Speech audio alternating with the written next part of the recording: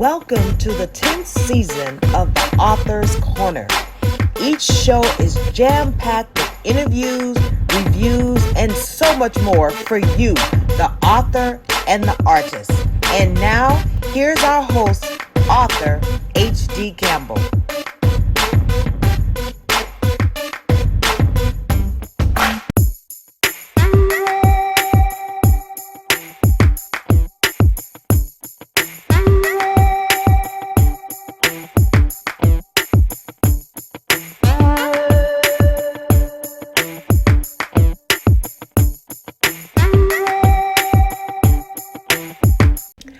The beach can be very sexy, especially if you choose the right travel agency.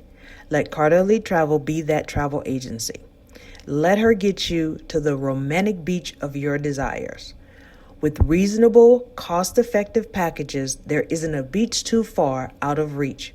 Whether it's by flight or cruise, Kottyn Travel will get you there. Feel the sun in your face and your toes in the sand. Call Kottyn Travel at 310-722-3099.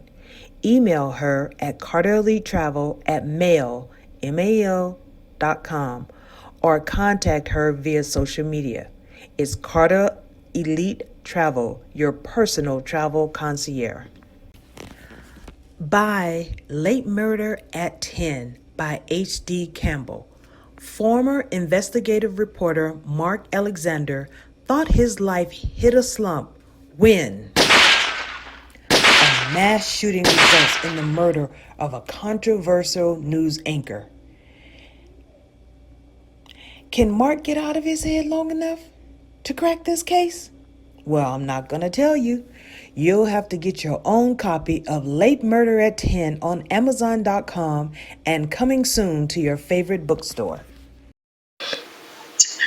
I got inspired probably when I was 9 years old that I wanted to be a writer because I've always loved to read. And so I had teachers that actually encouraged me to write.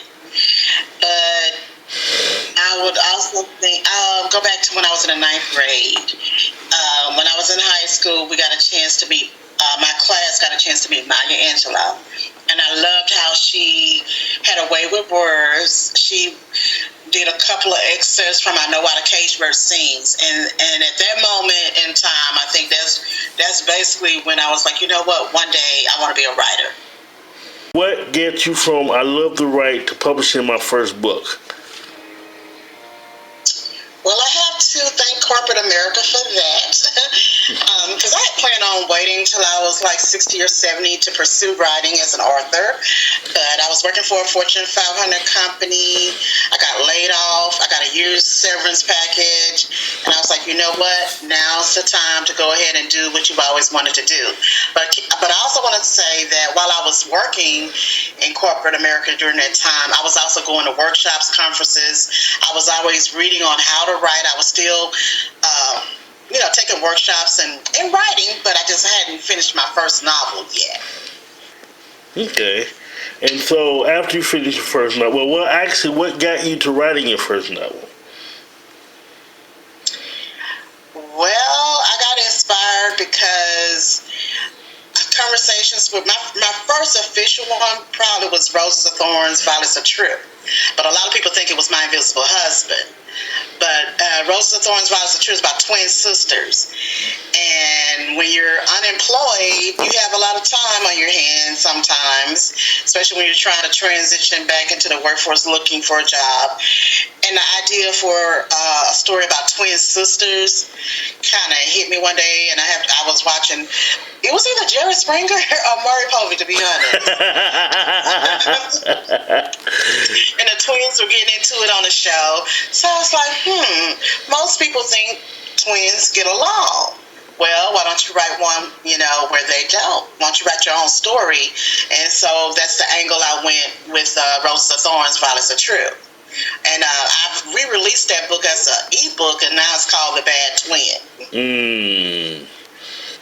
I have a quick story for you. Speaking of your other title that you just mentioned, I told my wife I'm going to pick on you about it because I really want everybody to know what just a little preview. What was My Invisible Husband about, pretty much? Well, at that time, I was in my 30s. And I got tired of people asking, when you getting married? When you getting married? And then I also had other friends in their 30s. They were also getting posed the same question. So I was like, you know what? I'm going to write this story. And so what happens, a quick summary of the book, the main character, she ends up basically faking a Las Vegas wedding. She meets this guy, and he pretends to be her fake husband. So everybody thinks she's married. I mean, she does everything. She has the wedding shower at work. Her family thinks she's getting married. She goes to Las Vegas. She actually takes a trip to Las Vegas. So it's a romantic comedy, and of course she gets found out that it was all a hoax. So. Right. So now we're going to come back. So now we're going to come back a little flash forward, because like we just discussed earlier, you have a lot of years under your belt. You have been published by, and I mean published. I mean you published nationally on the national bestseller list. So how did you feel when you first felt, hey, I'm on the national bestseller list? How did that feel? Oh, it was a great experience. When I found out that my book had made the Essence bestseller, it was like late. As a writer, as you know, we sometimes can keep long hours. But when I found out, it was like 10, 11 o'clock. Mm-hmm. And everybody was asleep, and only noise you could probably hear is a train in the background. But when I found out, I was screaming. I think I woke up, pretty much everybody, including my neighbors. Right. So it was very exciting, because that was an honor, to be on that actual list. And so, and not only that, at that time I was self-published. Right. I know at some point it was a rumor that different people were paying this person. No, because I didn't have the money to do that. Right. So I was just fortunate that I know we're not really talking about marketing, but how I marketed that book, I knew who all the African American bookstores were, and I made sure they all had copies of my book. Simple as that. And basically the book sold itself at that particular time, and that's how I got on the Essence Magazine bestsellers list. Okay, I'm going to jump on you for a second, because this is the author's corner and I can. This is your interview. We can talk about whatever you want to. And book marketing is actually a good segue, because you have a lot of authors who write books. They have wonderful stories, but they don't know how to market their work, and they're wondering why my book isn't bestseller. Could you explain a little bit how you marketed your book? Well, at that time, we didn't have Facebook and Instagram. No. But we did have Yahoo, and we had AOL. So, and Yahoo groups really, really helped, because if people liked your books, they talked about them in the different groups. We had book discussions, not just on my books, but other authors and stuff. We would discuss everybody's books pretty much. And so it became more of a word of mouth. But with the marketing, you have to have a marketing plan. You can't just put a book out there and expect everybody, to purchase it, because they might not even know it exists. So you have to have a marketing plan. And there are so many books out there that will help you do that. Dan Partner's book on self-publishing was one book. Sarah Freeman, and she partnered with, I think, her husband. I can't think of his name, but it was also about self-publishing and telling you how to market. And I think I also have a quick little 99-cent ebook on marketing as well. But now you don't even have to pay for that information. All the information we used to pay for, it is readily available just by doing a simple Google search. But you have to market your book. The book does not sell itself. If you can get people to talk about it, then yes, that also helps, because word of mouth is the best, because I have a story about that. Okay. But you got to take some effort. You got to put some, like I said, and of course, a lot of us may not have budget to actually market like some of the New York Times bestsellers. But what you could do, whenever you put out a book, always have a budget for marketing, whether it's a big budget or small budget. Stribble Books. How in the world, which we know who Stribble's first name is, how in the world did you get hooked up with Zane? My agent, I've always wanted to work with Zane Publishing Company because I read a lot of the books that are, under her publishing company, including her books, of course, which is under Simon & Schuster. So my agent actually, she set that up for me, and I was blessed to have a 2-book deal with her, The Joneses and The Aftermath, because I want to write, people are used to me writing romance, but I wanted to write a family saga. And so I was fortunate that got picked up. The next question is, what normally inspires your books before you write them? It could be anything, life really, because I observe things that are in the news. I observe conversations around me. I can, especially in a store, and you're just sitting there, especially when you're in a long line and you just hear the different conversations or you see things happening. So life, really. So you like the rest of us, you'll hear somebody or see somebody or watch something on television like, It could be, stranger things have happened. Actually, I just came back from Cabos and I met this couple who was there to celebrate their anniversary, and they shared with me that the reason why they were there because that's the same place they got engaged. Well, I love that story, so I'll put my own twist to it, but I want to use it in a romance book because it was so romantic. yes, awesome. Number one, love the cover. But what was that about? Well, it's about this couple who happened to meet in the Big Easy, which is New Orleans. And I'm from Louisiana, but I'm from Shreveport, Louisiana, which is 5 hours north of New Orleans. But New Orleans is also one of my favorite cities in the whole country, and my top 10 favorite. But so they meet there, and then they end up having a one-night stand. Of course, they think, oh, I will never see him or her again. But then they end up running into each other again in the big state of Texas, in the big D, Dallas. Right. And from there, sparks fly and misunderstandings, and I think it's a very interesting tale. Awesome. And your other book, The Candy Shop? The Candy Shop is about a young lady who owns a candy shop, of course. Right. She ends up meeting this retired NFL player, and she's kind of hesitant on dating him because her last relationship was terrible, and unfortunately, sometimes sports figures end up having bad reputations. Well, he's not your typical party boy as some of the, because like I said, they have a bad reputation.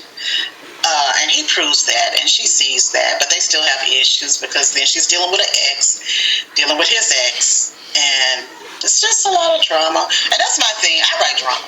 I'm a drama queen. Only between the sheets. Right, only between the sheets. Well, I'm willing to admit something to you. I've actually started reading The Candy Shop. And I'm really liking it so far. I'm going to do a review on it here soon. So I'll definitely let you know I am definitely loving it. And The Candy Shop is short, and I call it a love bite because sometimes you get in a hurry. You don't have time to read a full-length novel like The Joneses or My Invisible Husband. So you may want something quick, but you want something romantic, and boom, that's what I did. That's what The Candy Shop is. It's a love bite, and it's quick read. And if these shoes could talk, it's a novella, which is shorter than a novel, but not as short as The Love Bite. So. Well, I'll tell you what, I'll read that too because I just love reading good stories. I love reading good romance, especially in between the sheet romances and drama. So I'm definitely good with that. Now I want to talk to you. What caused you to transition into film? Well, I've always had a desire to write screenplays as well as song lyrics. So to me, it was an easy transition. And I've come real close to getting a couple of things optioned, but when it came down to the paperwork, the legal work, things didn't work out. So I started collaborating with other talented people, and so we've worked on a couple of short films. And one of them is posted on my website, which is SheliaMGoss.com, SheliaMGoss.com. And if you click on the film button, you'll be able to see this Day in the Life of Sarah Jane, which I co-wrote with this writer, Candy Dingley. And also, I have another film that I actually worked on behind the scenes called Happy Anniversary. And that's with production company Platinum Films. And Larry Brantley actually wrote that. However, I was part of the crew on that one. And we did that one for a film contest and everything. But it was perfect because the theme dealt with domestic violence. And so I would definitely love people to just go check it out. It's on YouTube, Happy Anniversary. Type in Happy Anniversary Larry Brantley. Brantley. Okay. Awesome. And so what's a day in the life about? A Day in the Life is about this young lady who's, I'm trying to use the correct word to describe her. She could be a real crude person to people. She's a co-owner of this company, and she ends up getting kidnapped. Oh. And from there, things happen. So at that point, that's when she wants, how when we get in trouble, the first thing we do is we'll call on the Lord. Yep. And so she does, but she makes some confessions. There's some confessions she should have took to her grave. Oh, damn. And that's all I'm going to say. That is not a problem. Where can we see these films? Like I said, the first one is you can actually... A Day in the Life of Sarah Jane, you can go to my website. But Happy Anniversary, which I need to update my website, you can find it on YouTube. Okay, awesome. So my next question is, what is in your future? What do you see? 2019 is almost done. What do we see doing next year? Well, I'm working on this book proposal. It's a romantic trilogy. It's going to be set in Louisiana about this family here in the Louisiana area. And if people have read my books, most of my settings usually in Texas, because I used to live in Dallas, and I loved Dallas. Dallas is another one of my favorite places. And so my characters, though, regardless of where the setting, whether it was in LA, Dallas, New Orleans, or where have you, I always made sure one of my characters was from my hometown, which is Shreveport. So I'm working on that. I'm also gonna make my directorial debut in this short film called Black Butterfly. Oh, okay. So we're gonna be filming that at the beginning of next year, so I'm very, very excited about that. And I got a couple of other film projects that I'm working on in conjunction with Platinum Films and Larry Brantley, so I'm very excited about that. Okay, you gotta keep me updated about that, because I will follow you. And also, let me forget, I'm also shopping my TV series for the Joneses. So I'm still doing. I still have hopes that one day that will get picked up as a TV series. Look, you see how all the Tyler Perry series are doing great. You're gonna do great. You're gonna do better. You're gonna do much better. Well, I hope so. And I'm kind of like a script doctor because I work with this director, and I get paid. I get a nice little check, whenever I work on a project with him. So he'll bring me a project from somebody he's working with. Normally it's a celebrity that he knows, and so, some celebrities, they also aspire to be screenwriters and writers, but I don't get any credit, but I do get a little money. A little change in the bank, so. Right. So you're good. You are good. Actually, you're doing very well for yourself. So my next question is, I gave you all the highs. What are some of the lows of being an author slash filmmaker?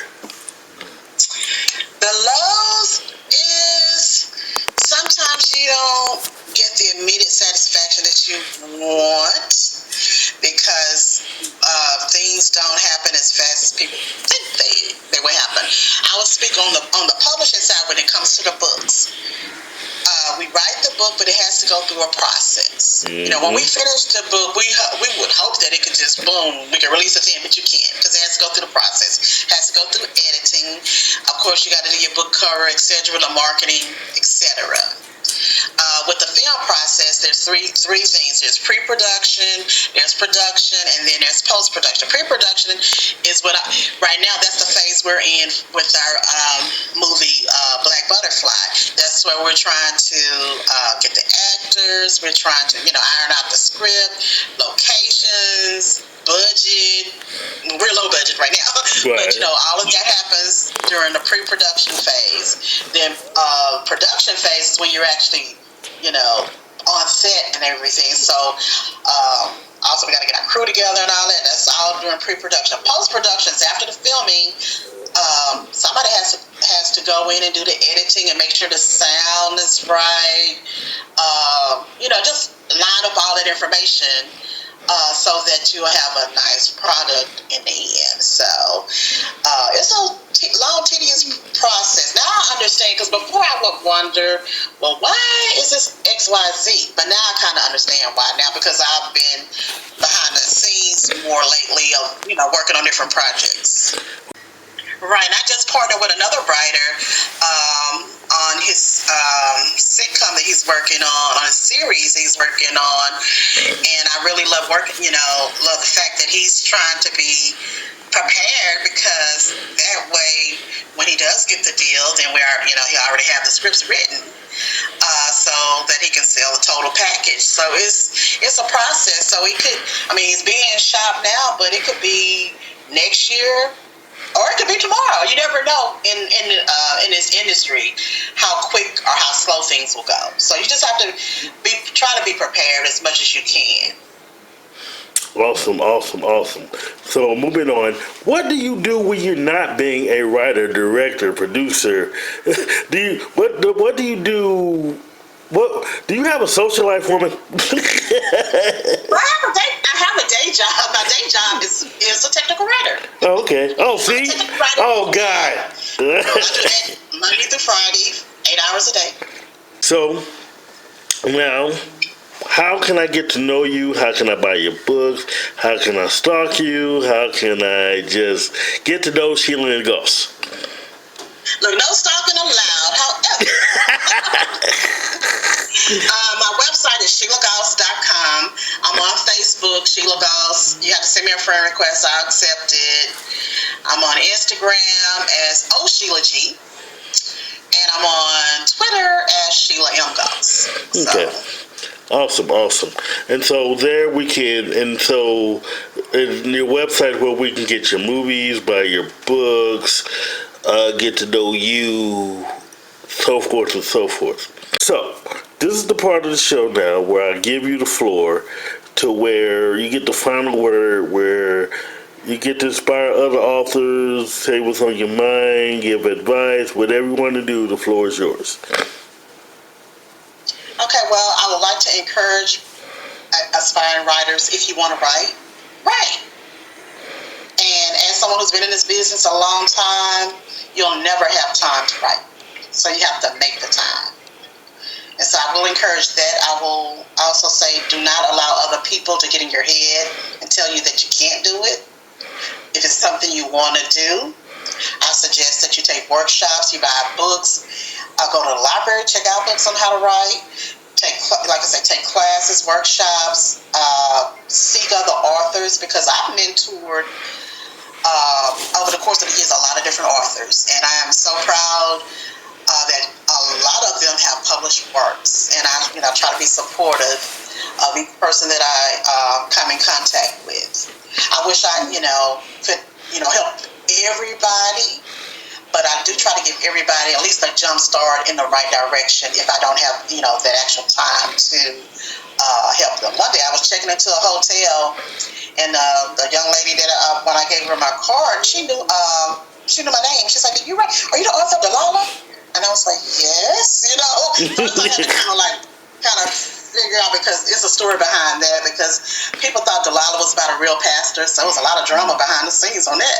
Right. So, but to come to find out, she was a writer, and she just had a lot of things that she wanted to know about how to get published, and so now I'm mentoring her.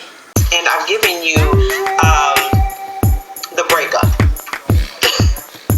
But wait a minute, but on the serious tip, even though we're laughing, on serious. Would you like to spend time on the beach, or would you like to visit an exotic place? Come see Lula Carter at Carter Elite Travel. Whether you're having a romantic cruise, a girls' weekend, or just want to get away, Carter Elite Travel will suit your needs. Call today for packages and details. Do you need editing and formatting services for your manuscript or document? Go to HD Campbell Productions, who will offer professional services and reasonable prices. For more information, call HD Campbell at 314-265-9169, or you can send him an email at hdcampbell3@msn.com. Let HD Campbell be your editor. As always, let your writing fuel your spirit. Would you like to spend time on the beach, or would you like to visit a very exotic place? Come see me, Lula Carter, at Carter Elite Travel. Whether you're having a romantic cruise, a girls' weekend, or you just want to get away for a while, Carter Elite Travel will suit your needs. Call me at 310-722-3099. You can also catch me on Facebook, Twitter, and Instagram. I hope to speak to you soon. Well, how do you feel about that as a whole? There are a lot of men do a lot of crazy stuff. It's absolutely true. But so do women. The problem is nobody wants to hold women accountable more for their actions. Every now and then we'll pick and choose. They'll pick and choose a woman that they want to lock up in jail for something. You know, case in point, Centoria Brown, they locked her up for that. She was only 16 at the time. You want to hold this woman accountable for protecting herself, but you won't hold the woman accountable who's allowed their children to be molested and beaten by a man she was dating or their father, and you keep putting that child in the hands of that woman until that child ends up dead. Right. Now you got something to say. Now you want to step up. But nobody wants to hold women accountable. I was watching a video the other day, and it's a video that's been out there for a couple of years now, where the woman is standing behind the man's car, and she's got the two little boys on the side of her, and the father cut their hair. She wants to know why he cut their hair, where he cut their hair, and telling him he don't have the right to cut their hair, and tell him that that's in violation of this, and that. And I'm like, in violation of what? These are his children. You don't get to claim 90% of the child because you gave birth to it. It's 50-50, because if it wasn't for his sperm, you wouldn't have made no baby. Exactly. So there are women out there that act like that really, really get under my skin. And it makes no sense, but nobody's going to hold them accountable because it's a woman. Women aren't always the best parent. Sometimes the father really is the best parent. Really. It's a lot of kids that came up dead because the good father put the child, because of the courts, put the child back in the hands of the mother who was messing or either on drugs or messing around with some no good dude, and that child came up dead. And so, we want to know, but we want justice, and we want equality, and we want things to be. So we're not. I can't. So that's where my head is with that. I just want to see the system gets better with that part of it, because you're putting an innocent child in the hands of the wrong person. Like the woman who left her child to go to, I want to say she went to Austin or Houston or something, or no, she went from Houston to Georgia. I think that's how it was. Right. And her child ended up dead by the hands of the boyfriend. I didn't know because him and her had got into an argument before she left, and she her baby with that dude. Her baby. Her baby, not his baby. Her baby. That's crazy. That's all types of crazy. Yeah. So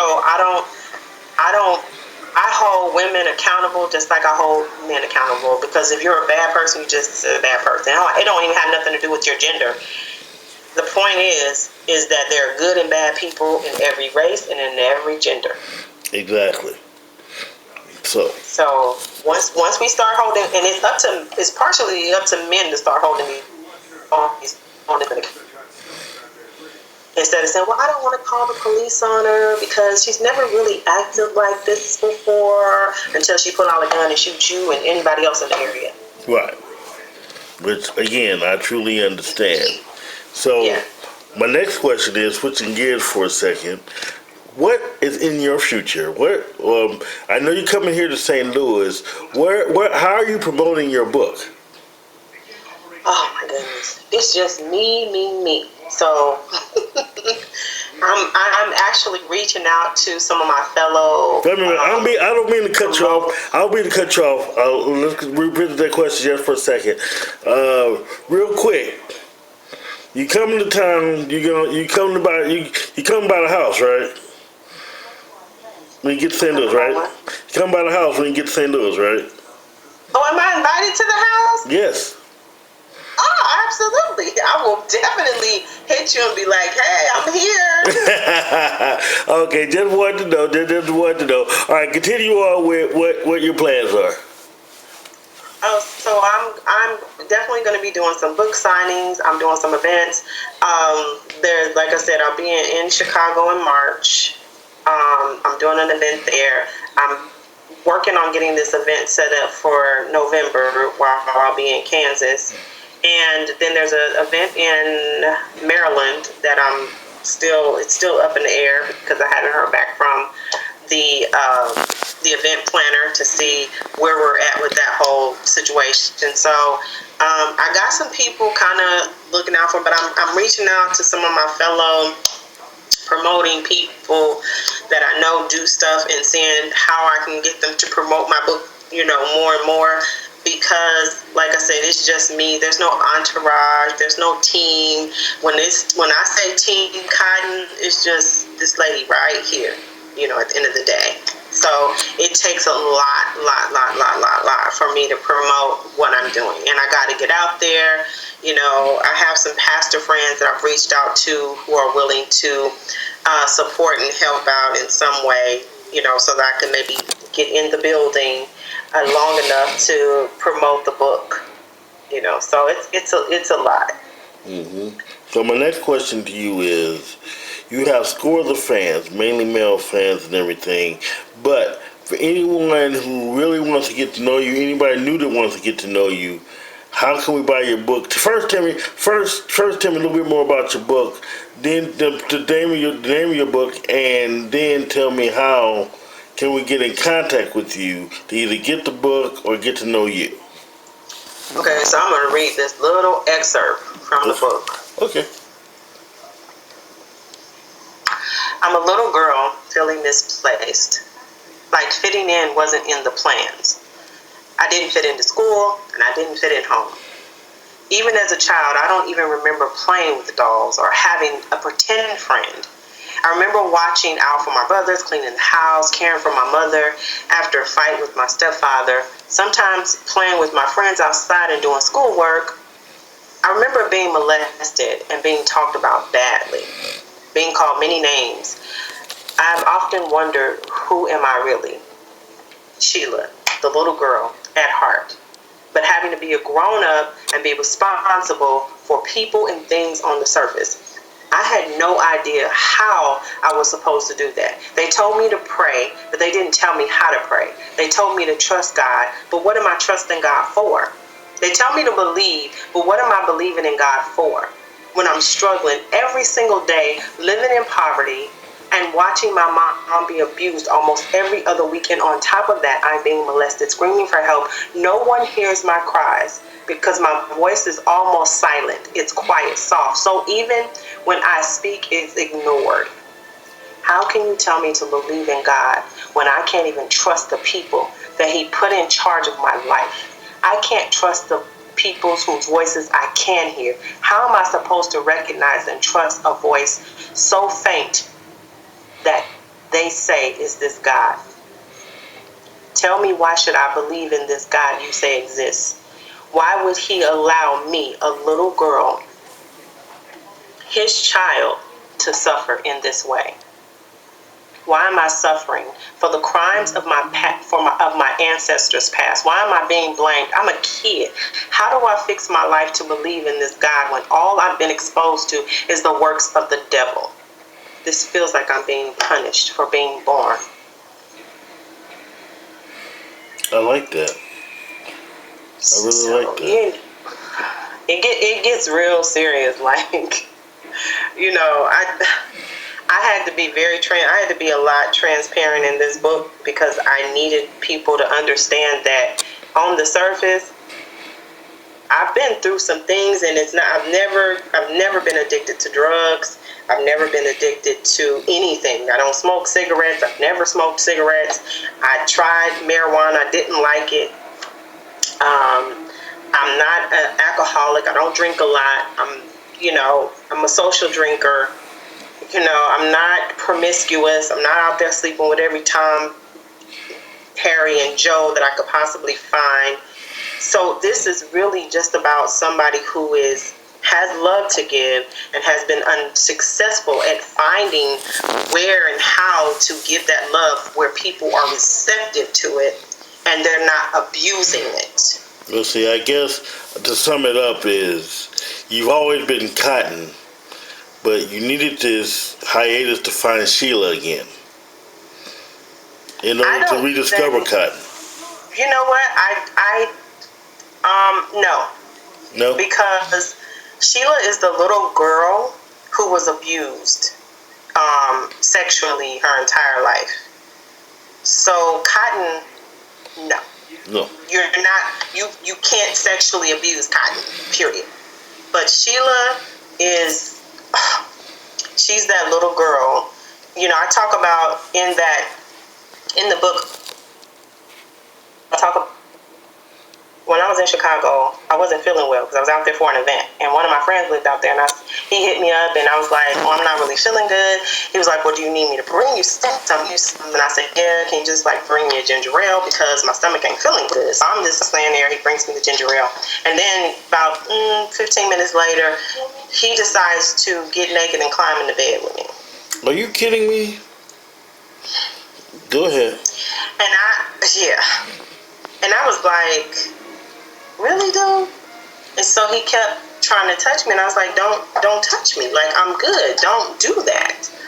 And so it got to the point where I think I broke down just a tiny bit because I felt like that little girl who had to fight off some guy touching me. After I turned a certain age. I was 13 when I finally realized I need to fight because there's nobody here to protect me but me, because my mom was going through her thing. And he was like, "Oh, you really meant no." Yeah. Do I gotta say no for you to get it? We're not dating. And so, eventually, I think about 5 minutes later, he left because I told him to leave. He said, "You really want me to leave?" Yes, leave. So it's almost like when I say, "No, thank you, I'm good," you're not hearing me. You're not listening. Right. You're not listening at all. So it took me back to that place. So after he left, I just really broke down in tears because I realized that he took me back to that place that I hadn't been in over 20 years to be experiencing those emotions. And so I put that in the book because you never know when you have a traumatic experience if something's going to trigger that. Because although I'm over it and I've forgiven the people who did those things to me, he triggered something in me that I shouldn't have even had to experience as a grown woman. You know, and this was just in 2016. 2017, I take that back. This was just in 2017 that moment took place. And I'm like, why am I having to fight off somebody who says that I'm a friend to keep them from having sex with me when you got a whole girlfriend somewhere out there that you're seeing? So I'm confused about this whole little thing that's going on. Right. You know, but this time I wasn't going to I was going to put up a fight. Luckily, I didn't have to put up that big of a fight. Like, just stop and leave. That's it. See, I'm proud of you for that because, like I said, it's like you didn't have to put up with that, and you didn't put up with that. No. Now, you know, I can't. And so I wanted to make sure that I put that in the book because a lot of times people don't realize that all they got to do is really fight. And at the same time, in my head, I was praying. I was like, Lord, please, Lord. Jesus. Lord Jesus, please don't make me have to really fight this dude right now. You know, because I don't want to do that because he ain't going to win. Like I said, you got a brother cousin in St. Louis. Remember, your last name is Campbell, just like Brian. We do this Campbell throwdown thing. You know that. Right.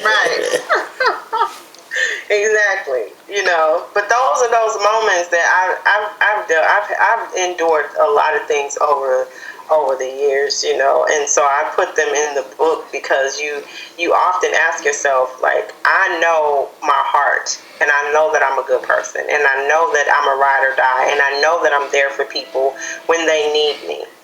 And then when something like that happens, you're like, Lord, what did I do to deserve somebody coming at me like this or trying to force themselves on me or forcing themselves on me or mistreating me or abusing me? What am I doing wrong?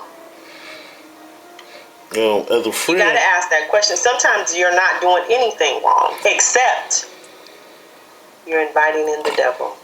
Right. Because, and I say this because the Holy Spirit always tells you, don't do it, you know. And in that moment, I felt like you're just being paranoid.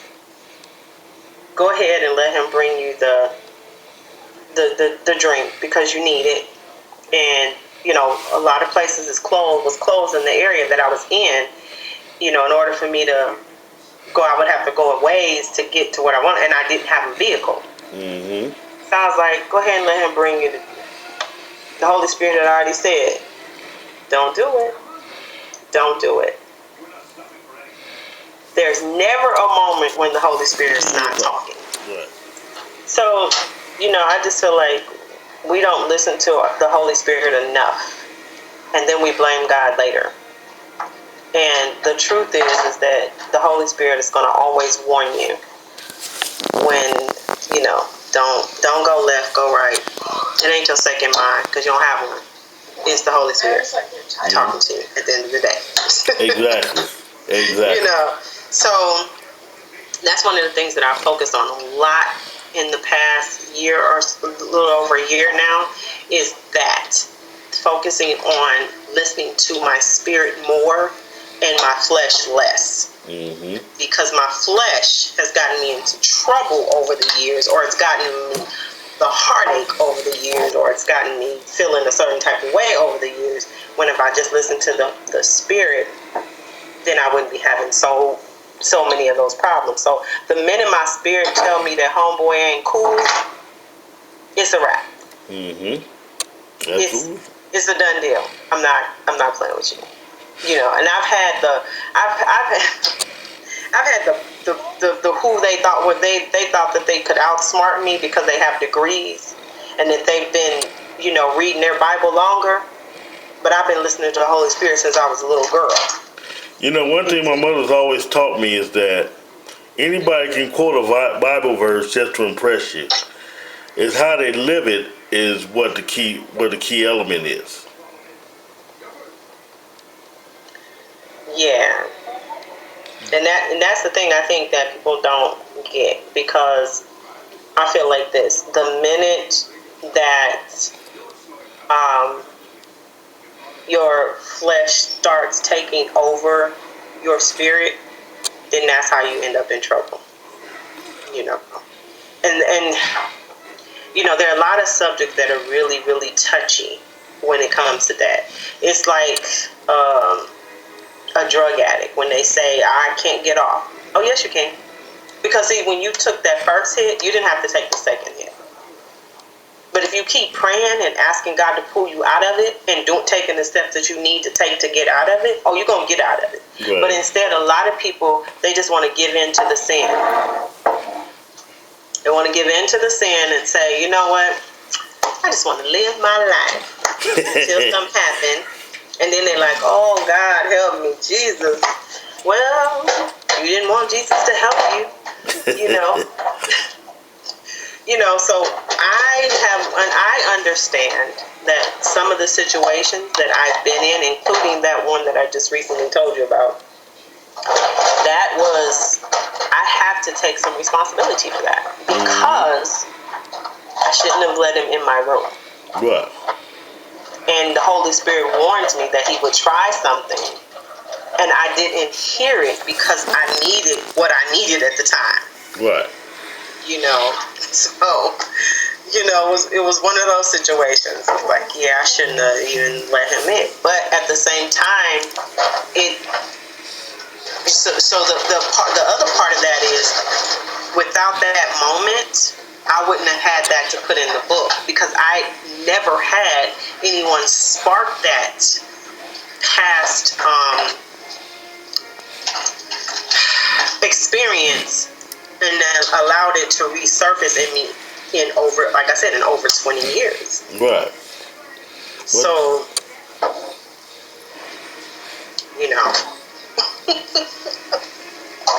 Oh, I truly understand now. That brings me to my next question. So, it seemed like Kottyn is back, but in a whole new way.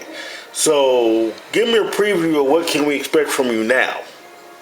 Now, I am actually looking to go abroad to do some things as well. Abroad is how far outside the United States? There is no limits. Thank you. I really want to go to Italy. I want Italy to be my first stop. Okay. To be honest, yeah. But there's no limit. I'm not putting any. One of the things I've never liked is for people to put limits or boundaries or filters on me. I decide. Let me decide. Let God just make those decisions. I don't want man putting any type of filters on me. Period. Or boundaries. Or limits. So I've never been good with that. Never. Mm-hmm. So I'm looking for that, but going forward, writer's block will become a reality in the future for sure.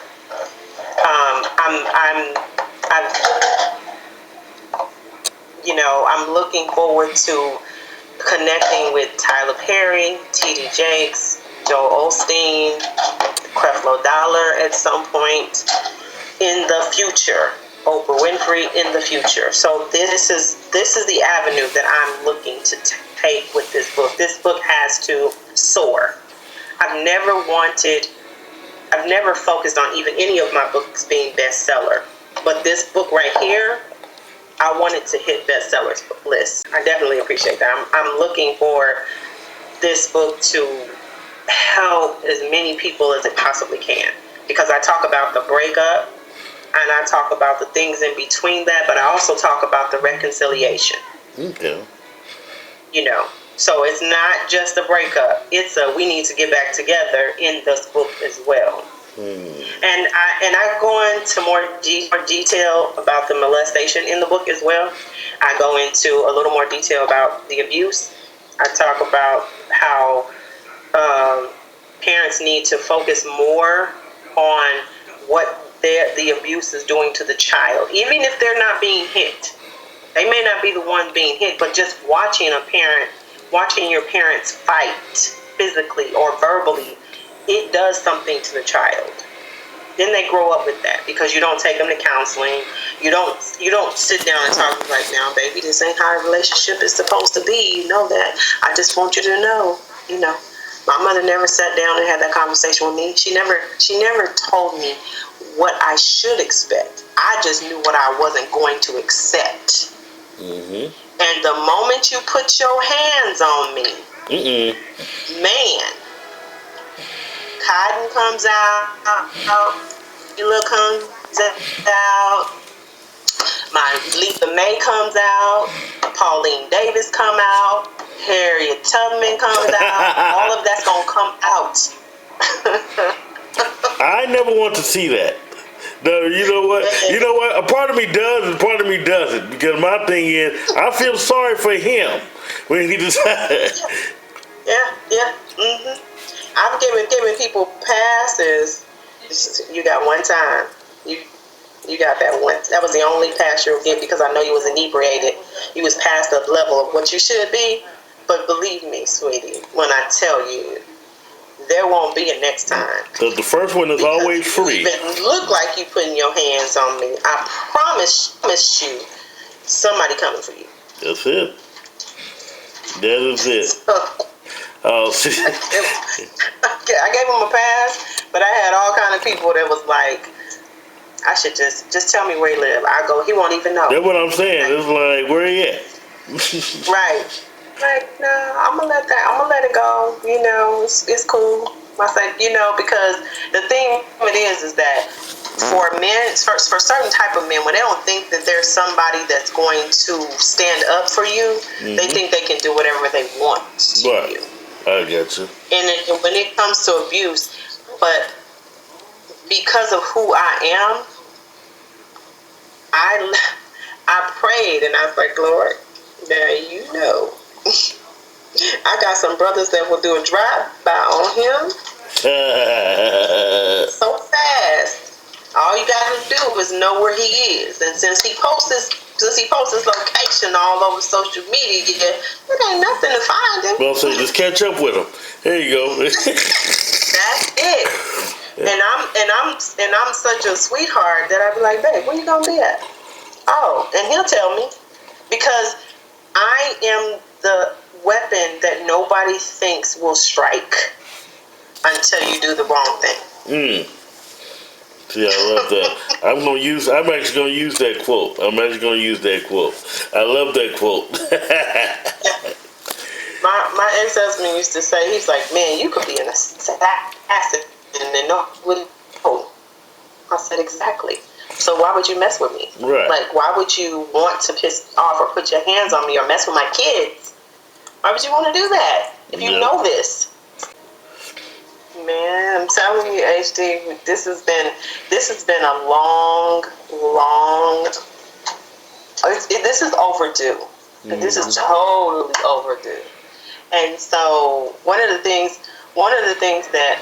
that I can appreciate with everything that I've been through, because I'm at a different place. I even have a new guy in my life that I'm very happy about having in my life at this time. So things are moving in a different direction than expected. Some things caught me off guard. You don't expect to be in a certain place, but he is very much like me. And so sometimes I feel like I'm talking to myself, which is funny. See, because he says the same thing. It's like, I really feel like I'm talking to a female version of me. I said, I'm talking to a male version of myself. That's weird. But that's a good thing. That's a very good thing. It is. It's a really a good thing, and it's appreciated. And you'd be like, Jesus, you just got a sense of humor, don't you? Okay, all right. Because you need somebody that you can connect with and somebody you can talk to who's a lot like you. So I think that's a good thing. Yeah, especially on the creative level, because I told God, I said, God, you already know, I need somebody who's creative, or at least understands the creative part of who I am.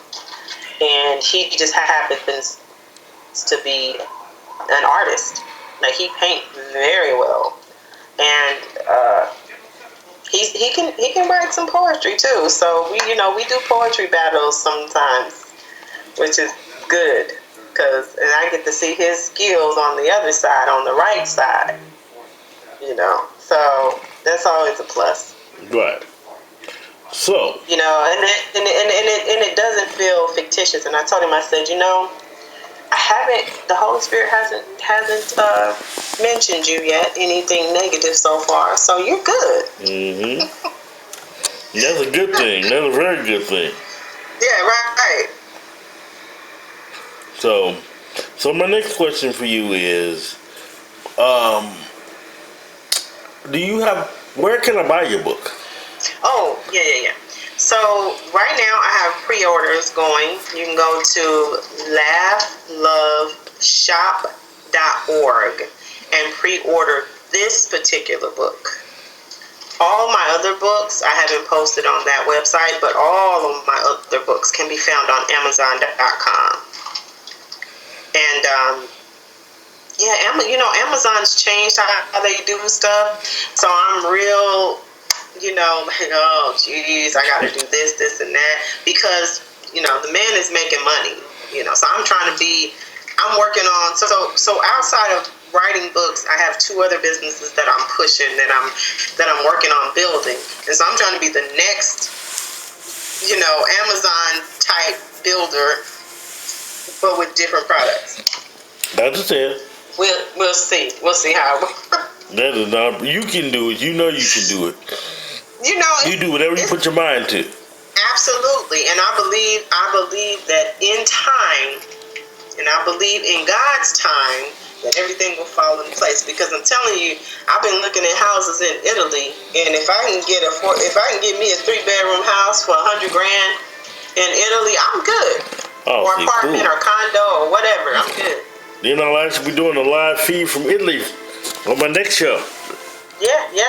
And the funny part is that I was looking at the new guy and I were both looking at, because he's like I said, he paints, so he was looking at selling his paintings overseas as well. Right. So I was like, I don't mind inspiring you or motivating you or supporting you in that. We can get it going. He's like, well, we just need to get you a good PR, and we can promote you in these books you got, or at least this book right here, at least. I said, we'll see. Well, in the meantime, I can give you some free publicity. That's not a problem. Right. I can help get you out there in the meantime, so that's not a problem. I appreciate that big time, because I need all the support I can get, because literally, I have people out there believing in their mind that without them, I can't do this. See, no. See, that's one thing I do love about you, your independent nature, because, don't ever let someone make you think that you can't achieve nothing without them. Right. And then I always said that, I was this person before I met you, right? So you think that you're responsible for me instead of God. Right. Oh, okay. See, you that's think the I crazy hear yourself. I said, you sure think a lot of yourself, don't you? Jesus, no, I don't think so. So how can I get to know you on a personal level? To get future updates, or? Well, it's funny, because when people want to know me on a personal level, depending on who they are and how they want to know me on a personal level, you actually have to call and talk to me on the phone.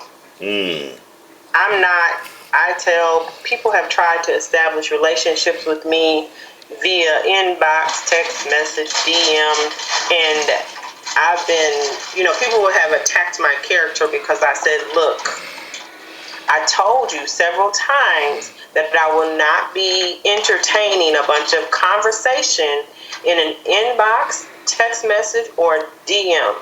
It just is not going to happen. Right. And I'm told you this before, and I've told you this before, and this is more than one person. But and then it got to the point where I was like, look, he was like, this one guy was like, he said, so you're not going to speak? And I said, didn't I tell you I'm not going to keep having these? This is every day. This is every day. You send me stuff, and you send me a bunch of stuff, and then you say hello, and da-da-da-da. I'm not impressed by the hello beautifuls anymore. They don't impress me. Thank you. I appreciate the compliment. But don't act like we have some type of friendship or anything when the only thing you do is inbox me, DM me, or send me a text message. And in this particular guy, he was like, well, you must have changed your number. I don't have the number. So I was like, well, here's the new number. If you want to call, that's fine. He never called. He just kept sending me inboxes and DMing me. And I'm just like, time for this. I'm not getting ready to stop every time you send me a message. We're not dating. We've never even met. Right. You're not the first person on my top of my list for me to be focused on. I'm focused on the man who can make the phone calls, who says, let me take you to dinner, or let's meet up for coffee. That I don't have time for that. That's just you needing some attention, and you think that I'm going to be the one to give it to you, so I'm not going to do it. I'm not going to keep. So he proceeds to attack my character, and so I called, and he didn't answer. It was like, well, the phone works both ways. Yes, it does. And when I have something to say, I'm going to call. Exactly. Call you. I don't have anything to say, so I don't call. But I'm not inboxing you every day. Right. You're inboxing me every day. Right. And my cousin thought it was funny, so I screenshot the message and I sent it over to him. He was like, oh, God. I was like, this ain't cute, and it's not funny, because you're a grown man and you're over 50. Right. You're over 50. You're not 12, you're not 19, you're not 27. You're over 50. And I've made it clear to you that I don't like these types of thinking I'm not going to entertain. And you're playing games like you in your 20s.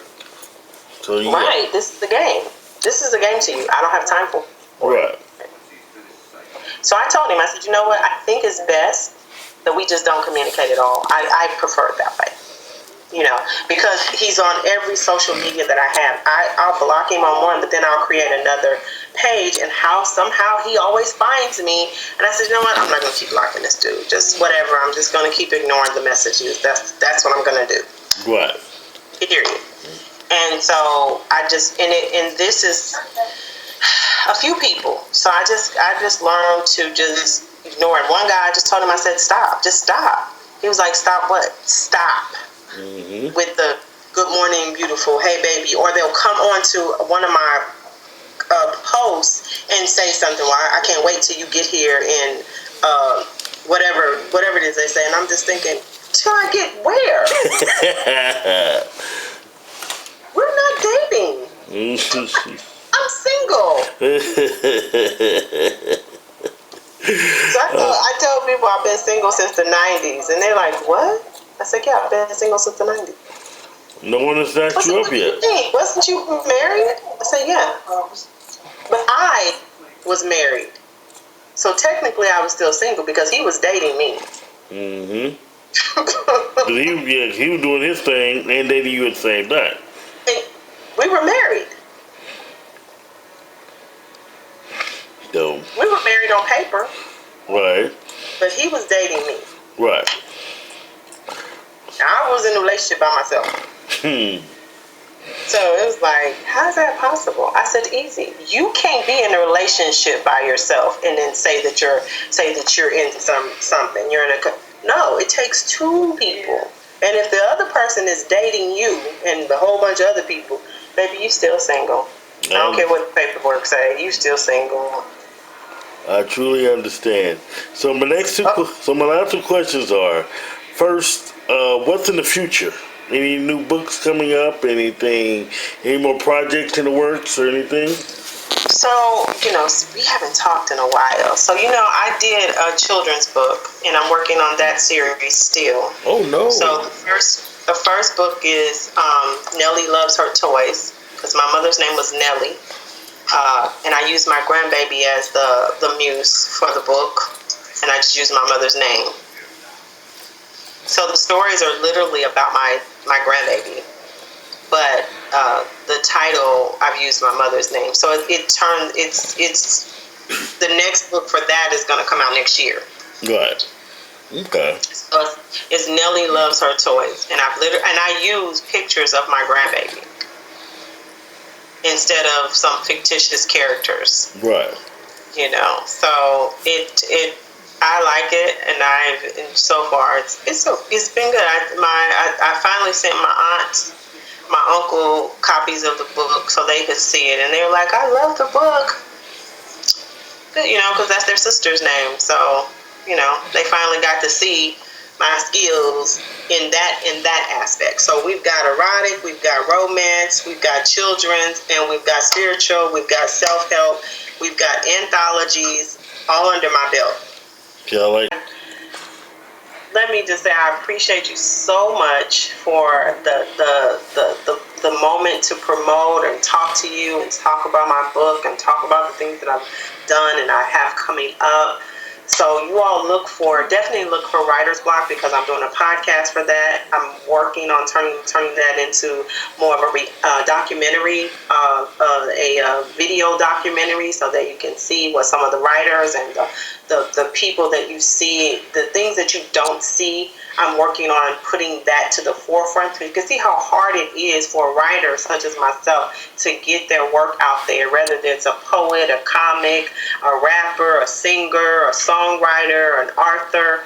It takes a lot for us to get our work out there and be paid for it sometimes. Sometimes we don't get paid for it, but when you love what you do, you just want people to hear you. You just want people to hear you. You want to make a difference for the most part.